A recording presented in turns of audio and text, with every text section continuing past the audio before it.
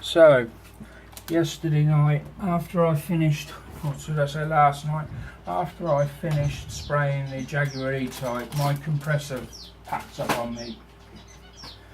This device here. I only bought a cheap one when I first started out modelling as such, which was only a year ago. I'm relatively new to modelling. And I paid about 50 quid for it. I think it come with, you know, the ones that come with 100 airbrushes, all of which are like the Crayola blow pens. So, you know, there you go, just does nothing at all. I've stripped it down, had a look at it. I don't really want to go any further with it, to be honest, so, you know, that's that. So, given that I can do no painting at all, well, I can do brush painting, but then I wouldn't have spent £100 and some pound buying the Evolution if I wanted to brush paint. And there's a reason I don't want to brush paint. It's because I'm crap at it, really horrendous at brush painting.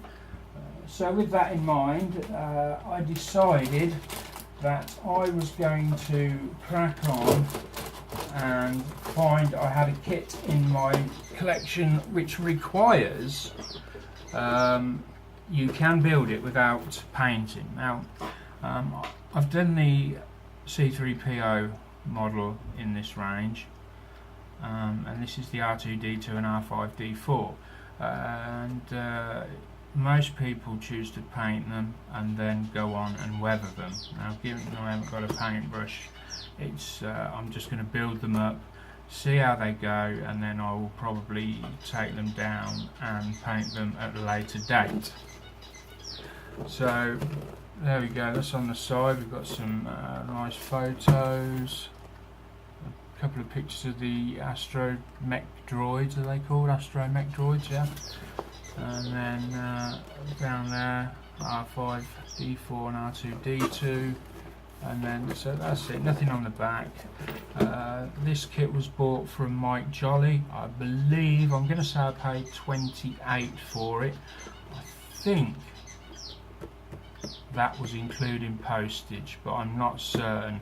I'll include a link in the description for his Facebook page, but for those that don't want to wait, it's Models for Less. You will need to ask to join, which is never really a problem, and then ask about it from there, because they do have to be imported. I don't think there's anywhere that really sells them off the shelf, unless they've had a big order in of them. So there we go, let's get in and have a look. All the parts come in their own bags, which is good.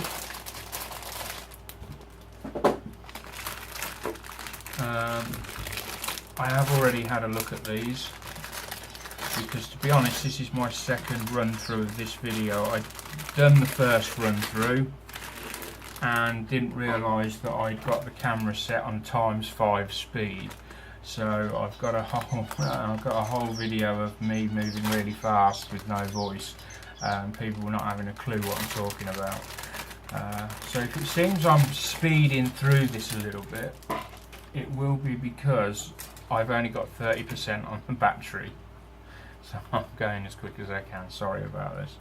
So anyway, here we go, one of the first sprues up. I can tell you the detail on them is fantastic.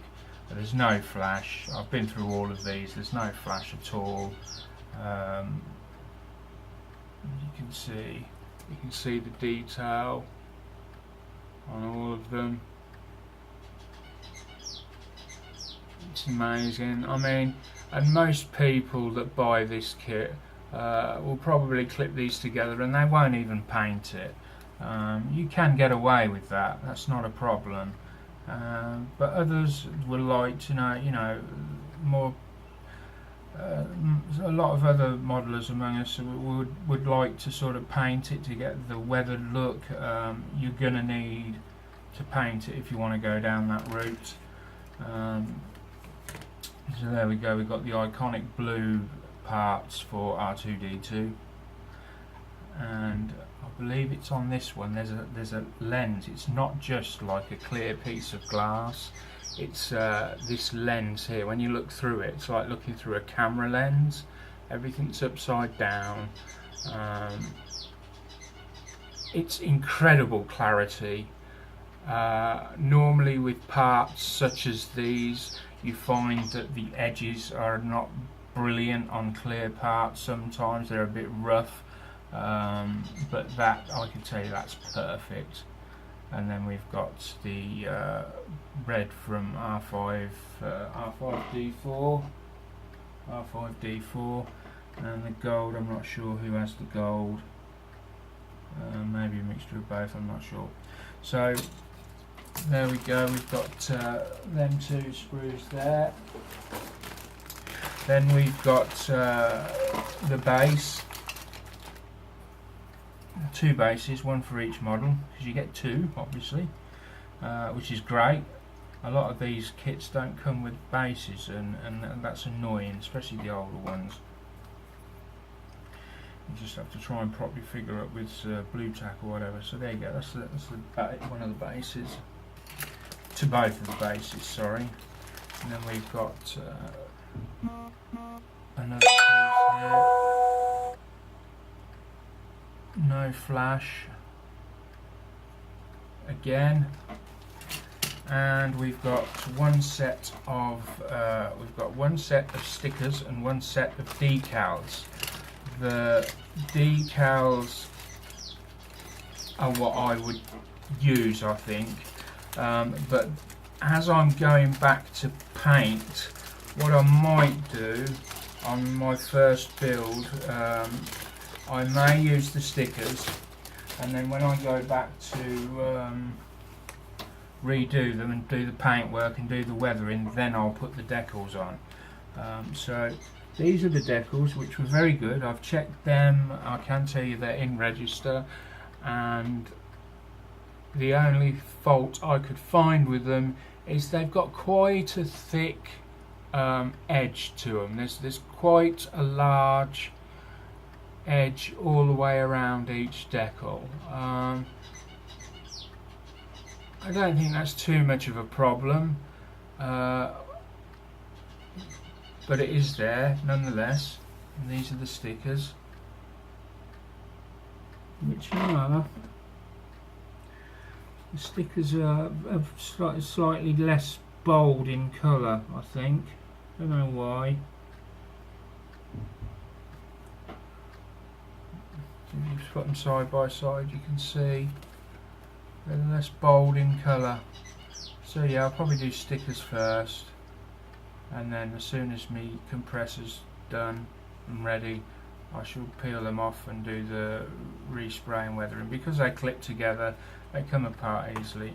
And with each kit, as a rule, you get several ways that you can assemble it. For example, with C3PO, I had an eye that would pop out, and you could have the popped out eye, or you could have the eye that was fully intact. And I'm guessing the same's going to be here. We'll find that at the end there's a few pieces left over that you can go back and you can swap them in or out and have R2D2 and R5D4 doing what you bid, do your bidding as it were. So here we've got the silver pieces. Again, not a great metal finish look really. Certainly needs some paint on there. It's not like the C3PO which came, and that had got a gold plate on it, and it was perfect. I didn't really need to do anything to it. If I'd have stripped it off and tried to redo it myself, I just couldn't have done a better job. But this, I feel I probably can. I've got Vallejo metallic paints. I think I can probably get a better finish than that. But again, great detail. You can see on the pieces, it's a fantastic detail. No flash.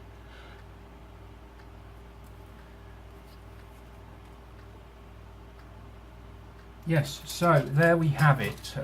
That's a review for Bandai's